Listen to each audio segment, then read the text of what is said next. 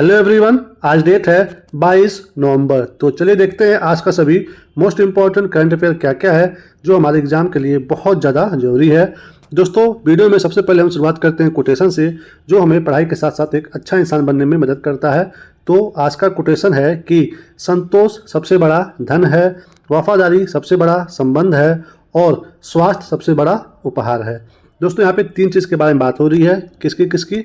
संतोष की, वफादारी की और स्वास्थ्य की। हमें अपने लाइफ में ये तीन चीज़ इंप्लीमेंट करना चाहिए कि हमें हमेशा अपने लाइफ में संतोष रखना चाहिए।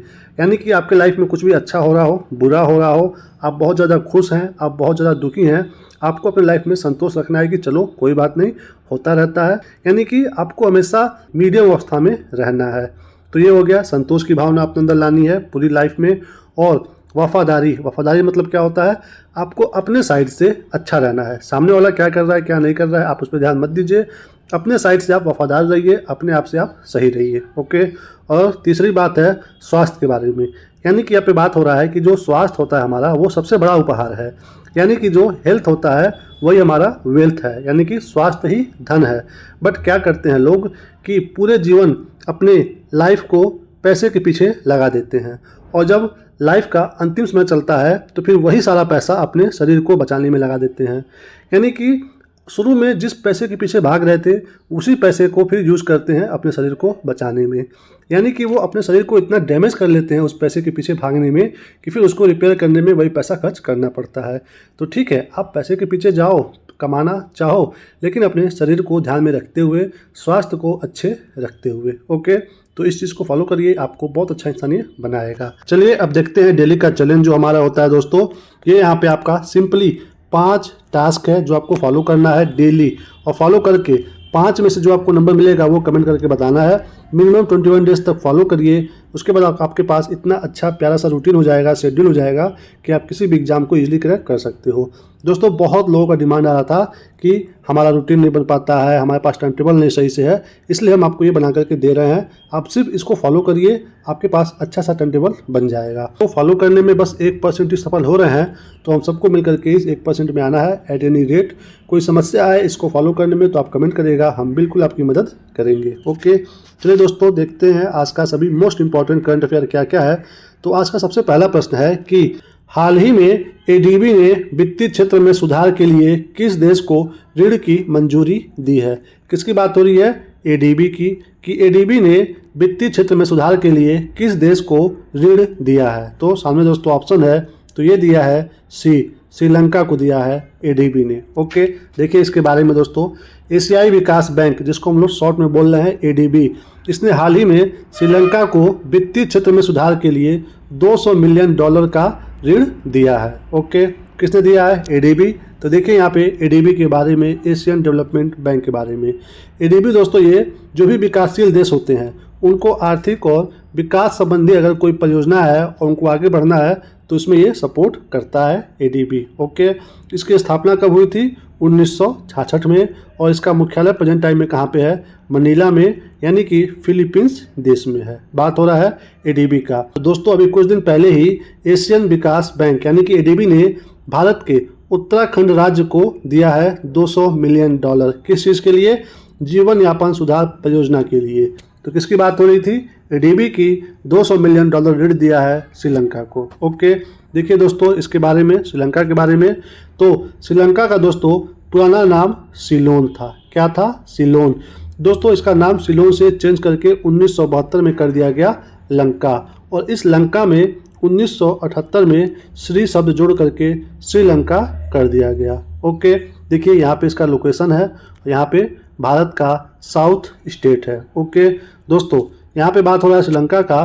तो 3री सदी ईसा पूर्व में मौर्य सम्राट अशोक ने अपने पुत्र महेंद्र को यहीं पे बौद्ध धर्म के प्रसार के लिए भेजा था। ओके। आपने हिस्ट्री में ये चीज़ पढ़ा होगा। श्रीलंका भारत से पाक जलडमरू मध्य द्वारा अलग है। यानी कि भारत और श्रीलंका के बीच में कौन सा जलडमरू मध्य है? तो देखिए यहाँ पे लिखा हुआ है पाक स्ट्रेट, यहीं पे है। आपको कंफ्यूजन नहीं रखना है कि जो पाक जलडमरू मध्य है भारत और पाकिस्तान के बीच में है। किसके बीच में है? भारत और श्रीलंका के बीच में है पाक जलडमरू मध्य, यहाँ पे आप देख पा रहे हो। आगे देखिए, भारत और श्रीलंका के बीच में कौन सी खाड़ी है? तो वो है दोस्तों मन्नार की खाड़ी। यहाँ पे देखिए गल्फ ऑफ मन्नार भारत और श्रीलंका के बीच में है। श्रीलंका की राजधानी क्या है दोस्तों? तो इसकी दो राजधानियाँ हैं। कौन कौन सी? एक है श्री जयवर्धनेपुरा कोट्टे जो कि इसका विधायी राजधानी है, और दूसरा है न्यायिक राजधानी कार्यकारी राजधानी, वो है कोलंबो। तो जब भी आपके एग्जाम में पूछे तो आप ध्यान दीजिएगा कि पूछ क्या रहा है, विधायी या फिर कार्यकारी और न्यायिक राजधानी। तो क्या है? ये है श्री जयवर्धनेपुरा कोट्टे और दूसरा है कोलंबो। और इसकी मुद्रा क्या है श्रीलंका की? तो दोस्तों इसकी मुद्रा है श्रीलंकाई रुपया, यानी कि रुपया ही उसका भी नाम है बट आगे जुड़ा हुआ है श्रीलंकाई। ओके, चलिए दोस्तों चलते हैं अगले प्रश्न पे। अगला क्या है? महिला एशियाई हॉकी चैंपियंस ट्रॉफी 2024 का टाइटल किसने जीता है? यानी कि जो 2024 का महिला एशियाई हॉकी चैंपियंस ट्रॉफी था किसने जीता है, किस देश ने, ये आपको बताना है। तो सामने दोस्तों ऑप्शन है, ये जीता गया है अपने प्यारे भारत के द्वारा। कौन जीता है? अपना प्यारा भारत। आगे देखिए इसके बारे में डिटेल में, यहाँ पे देखिए, यहाँ पे ट्रॉफी के साथ है। बात हो रहा है कि ये कहाँ पे हुआ था। दोस्तों ये बिहार के राजगीर में हुआ था एशियन चैंपियंस ट्रॉफी, जिसके फाइनल में भारत ने किसको हराया है? चीन को, वो भी 1-0 से। ओके, और इसी के साथ भारत जो है तीसरी बार इस खिताब को जीतने वाला बन गया है, अपने नाम किया है तीसरी बार। ओके, और वहीं पे ये जो चीन है 3 बार फाइनल में पहुंचने के बाद भी एक बार भी इस टूर्नामेंट को नहीं जीता है। यानी कि 3 बार फाइनल खेला है चीन बट एक बार भी फाइनल नहीं जीता है, और वहीं भारत तीसरी बार ये खिताब जीत चुका है। देखिए यहाँ पे क्या बात हो रहा है, भारत ने पहली बार ये जो टूर्नामेंट है इसका खिताब 2016 में जीता था, इसी चीन को हरा करके, उस समय 2-1 से हराया था। और दूसरी बार 2023 में जापान को फाइनल में हरा करके बना था चैंपियन भारत, उस समय 4-0 से, यानी कि जापान को बुरी तरह से हराया था भारत ने। और इस बार 2024 में फिर से जीता है भारत ने चीन को हरा करके 1-0 से। कहाँ पे हो रहा था ये? बिहार के राजगीर में। इंपॉर्टेंट आपको यहाँ पे ध्यान देना है। बात हो रहा है दोस्तों हॉकी का, तो देखिए अंतर्राष्ट्रीय हॉकी महासंघ की स्थापना कब हुई है? 1924 में हुई है। और इसका मुख्यालय कहाँ पे है अंतर्राष्ट्रीय महासंघ का? ये दोस्तों स्कॉटलैंड में है। और भारत में कब हुआ है इसका स्थापना? 1925 में, यानी कि 1 साल बाद इसकी स्थापना हुई है भारतीय हॉकी संघ के नाम से। और इसका मुख्यालय कहाँ पे है? नई दिल्ली में है। दोस्तों ये तो हो गया भारतीय हॉकी संघ की बात है। यहाँ पे देखिए हॉकी इंडिया का अगर पूछे तो इसका स्थापना हुआ है 20 मई 2009 को। और हमारे देश के जो मेजर ध्यानचंद जी थे, इनको हॉकी के जादूगर कहते हैं हम लोग। क्यों कहते हैं? क्योंकि दोस्तों इन्होंने जो 1928 से लेकर के 1950 के आसपास तक जो भी ओलंपिक हुआ था उसमें ये गोल करने में नंबर 1 रहते थे मेजर ध्यानचंद जी। तो इसीलिए इनको हॉकी का जादूगर कहा जाता है।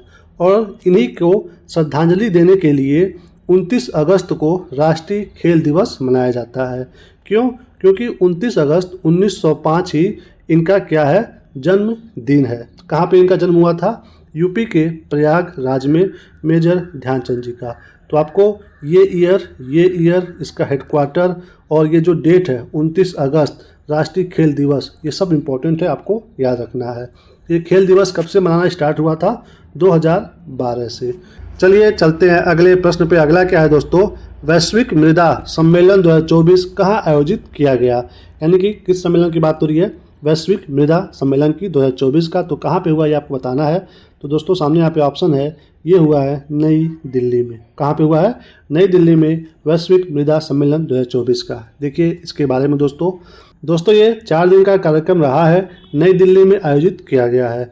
इसमें क्या रहा है मुद्दा में, चर्चा में, कि हमें कैसे मिट्टी का जो क्षरण है उसको कम करना है, उसका टिकाऊ प्रबंधन करना है, साथ ही साथ उसको बचाने के लिए क्या क्या चिंताएं हैं, उसका क्या क्या समाधान है, इन सब पे बात होगी।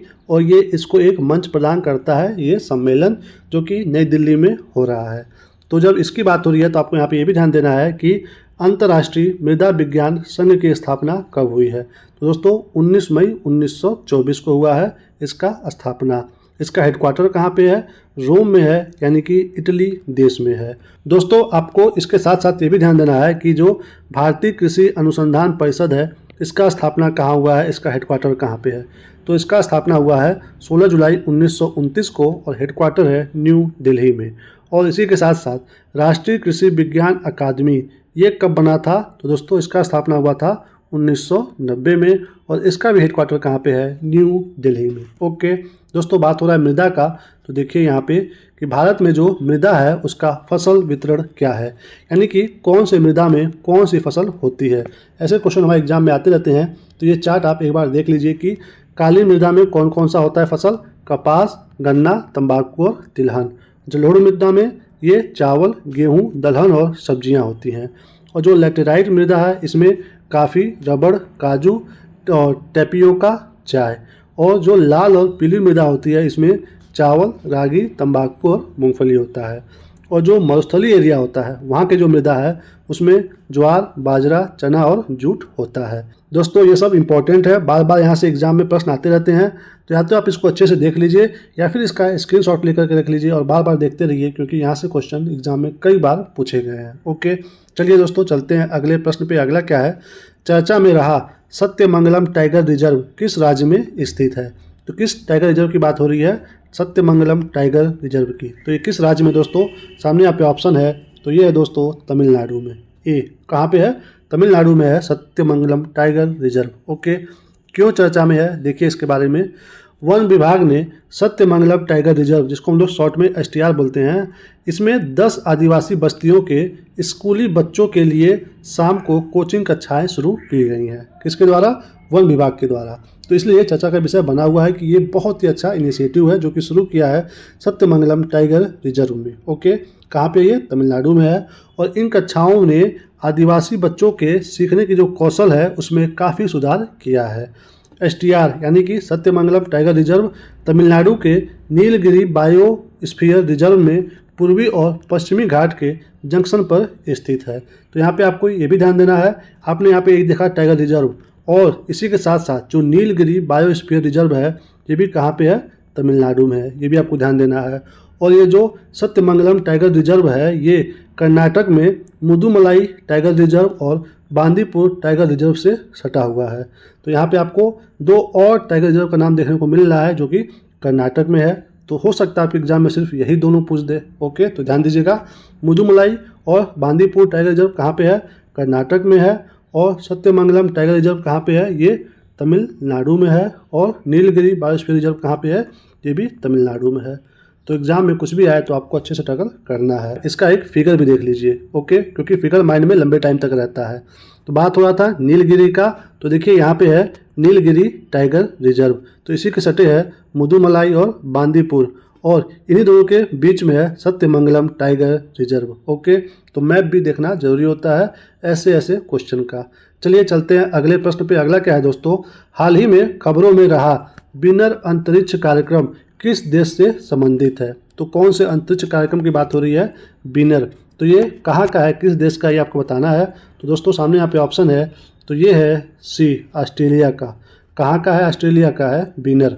देखिए इसके बारे में दोस्तों क्यों चर्चा में है, ये देखिए पहले इसके बारे में। स्पेस प्रोग्राम के 3 ऑस्ट्रेलियाई उपग्रह हाल ही में बढ़ी हुई सौर गतिविधि के कारण जो है पृथ्वी के वायुमंडल में जल गए हैं। इसी वजह से चर्चा का विषय बना हुआ है बिनर सैटेलाइट जो कि ऑस्ट्रेलिया का है। कौन कौन सा, ये 3 क्यूब सेट, नाम है बिनर 2, बिनर 3 और बिनर 4, जिन्हें लगभग 6 महीने तक चलने के लिए छोड़ा गया था इसी उम्मीद में, लेकिन सौर गतिविधि के कारण उपग्रहों को अनुमान से बहुत पहले ही कक्षा से बाहर होना पड़ा क्योंकि वो जल गए हैं। आगे देखिए बात हो रहा है ऑस्ट्रेलिया का, तो ऑस्ट्रेलिया में स्थित यह कार्यक्रम जो है सौर प्रणाली अनुसंधान और अंतरिक्ष संचालन में बाधाओं को कम करने पर केंद्रित है। तो चर्चा का विषय बना हुआ है ये। बात हो रहा है ऑस्ट्रेलिया का, तो हमने ऑस्ट्रेलिया के बारे में अभी कल भी पढ़ा था, तो वहाँ पे हमने इसको डिटेल में देखा था कि यहीं पे है क्या, ग्रेट डिवाइडिंग रेंज, जिसको हम लोग बोलते हैं ग्रेट बैरियर रीफ, और डार्लिंग और मुर्रे फेमस नदी है, बार बार एग्जाम में पूछता है, तो ये ऑस्ट्रेलिया में ही है। और ये यहाँ पे 3 फेमस क्या हैं, रेगिस्तान है, सिम्पसन, गिब्सन और ग्रेट विक्टोरिया डिजर्ट, बार बार आता है। और यहाँ पे गल्फ ऑफ कारपेंट्रिया है, पूछता है किस देश के पास है, तो ऑस्ट्रेलिया के पास है। और यहाँ पे है बास स्ट्रेट, किन 2 देश के बीच में है, ऑस्ट्रेलिया और तस्मानिया के बीच में है बास स्ट्रेट, एग्जाम में आता है। और यहाँ पे न्यूजीलैंड देश है, तो न्यूजीलैंड और ऑस्ट्रेलिया के बीच में कौन सा सागर है, तो वो है तस्मान सागर। ओके तो ध्यान रखिएगा। इसकी राजधानी क्या है ऑस्ट्रेलिया की, तो वो है कैनबरा। इसकी मुद्रा है डॉलर। ओके, चलिए चलते हैं अगले प्रश्न पे। अगला क्या है दोस्तों, एशियाई यूथ क्लाइंबिंग चैंपियनशिप में किसने अंडर 18 स्पीड क्लाइंबिंग में रजत पदक जीता है। तो आपको बताना है कि जो एशियाई यूथ क्लाइंबिंग चैंपियनशिप हो रहा था उसमें अंडर 18 में रजत पदक कौन जीता है। तो सामने दोस्तों ऑप्शन है, तो ये किसके द्वारा जीता गया है, डी जोगा पूर्ति के द्वारा। ओके, कौन सा पदक, रजत पदक। आपको ध्यान देना है यहाँ पे। आगे देखिए डिटेल में क्या है यहाँ पे। ऐसे ये गेम होता है climbing. Asia youth sport climbing championship कहाँ पे हुआ है, ये जमशेदपुर यानी कि झारखंड राज्य में हुआ है। एग्जाम में सीधे ये भी पूछ सकता है। भारत की जो जोगा पूर्ति है ये अंडर 18 में, ये देखिए इनका टाइमिंग क्या है, 8.89 सेकेंड। और ये क्या है, रिकॉर्ड है, राष्ट्रीय रिकॉर्ड, इतने टाइम में ही। ओके, इसी के साथ ये रजत पदक जीती हैं और देश का मान बढ़ाई हैं। तो दोस्तों ये जो रिकॉर्ड है ये अपने देश के लिए है, पूरे विश्व की बात नहीं हो रही है। इसमें 13 एशियाई देशों के प्रतिभागी खिलाड़ियों ने भाग लिया है, जिसमें दमखम दिखाया है कौन सा देश अच्छे से, जापान।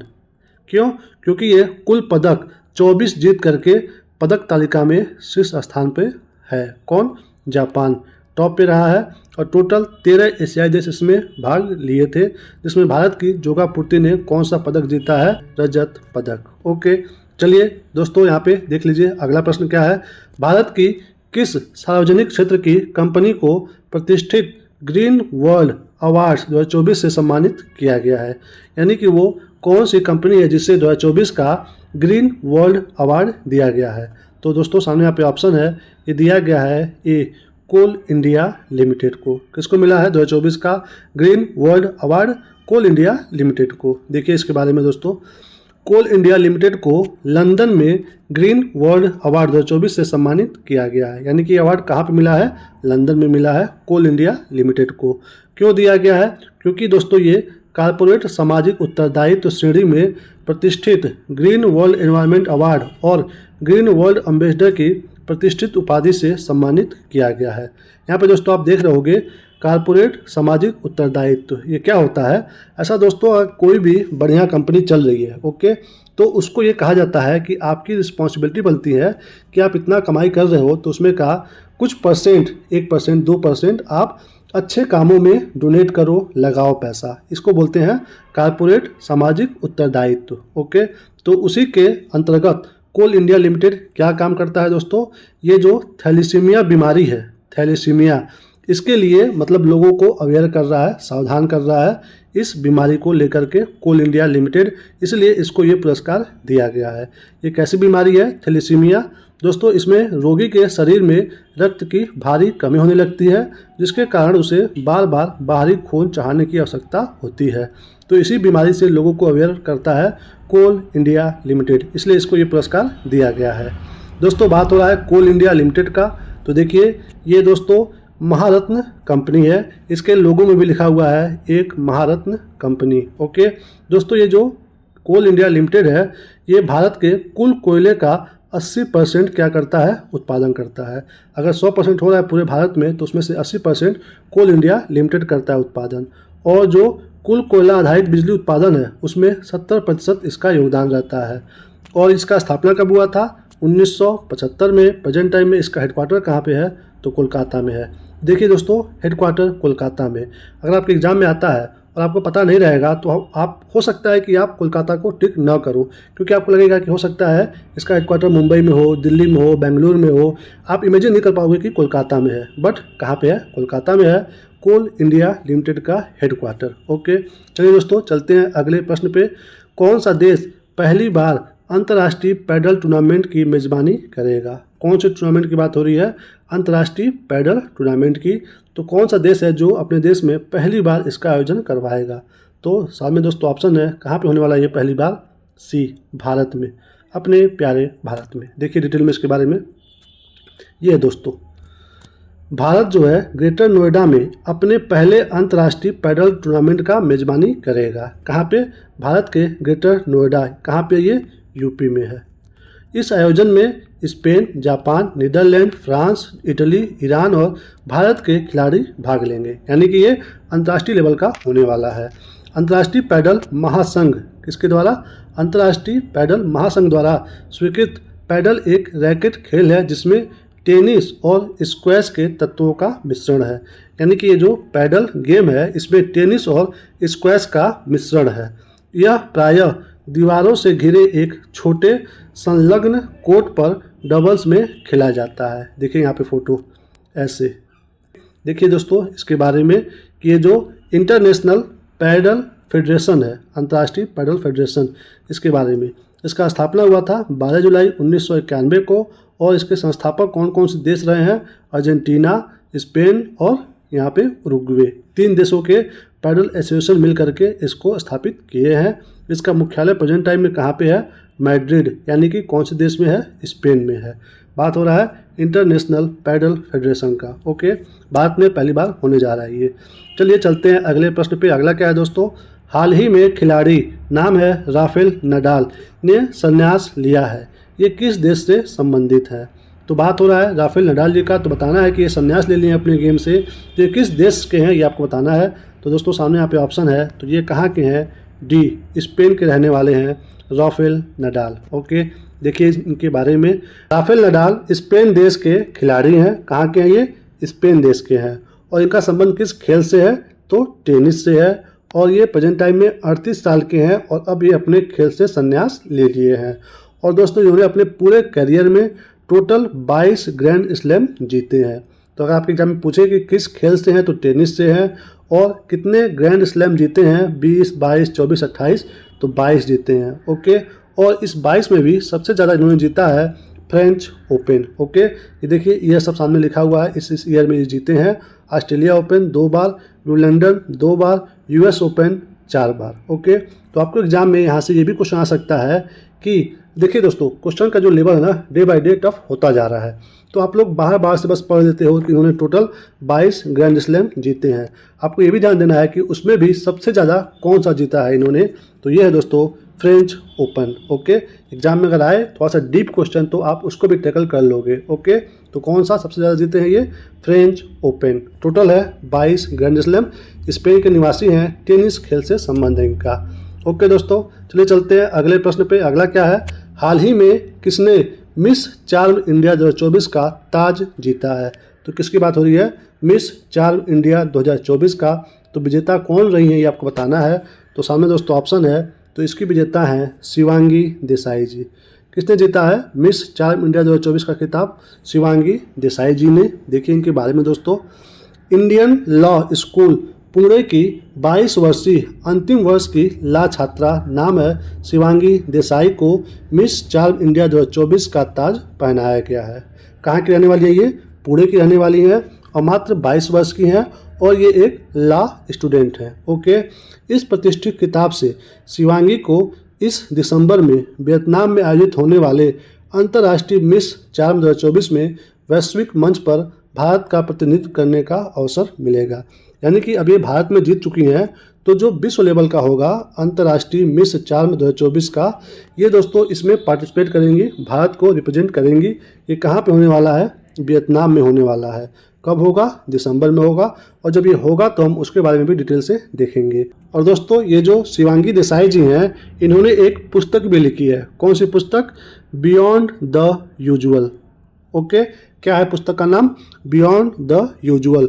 किसके बारे में? ये देश के भीतर छिपे पर्यटन स्थलों पर प्रकाश डालती है ये पुस्तक। नाम है बियॉन्ड द यूजुअल। लेखक हैं शिवांगी देसाई जी, जो बनी है मिस चार्म इंडिया 2024 की। ओके, तो सिर्फ और सिर्फ पुस्तक का नाम भी अगर आपको पूछ दे तो आपको ध्यान देना है शिवांगी देसाई जी हैं। ओके दोस्तों, इसी के साथ इस वीडियो को यहीं पे हम समाप्त करते हैं। Thank you for watching. इस वीडियो से आपकी थोड़ी सी भी जानकारी बढ़ी हो, थोड़ी सी भी, तो प्लीज़ चैनल को सब्सक्राइब जरूर करिए, क्योंकि हम ऐसे ही वीडियो डेली अपलोड करते रहते हैं।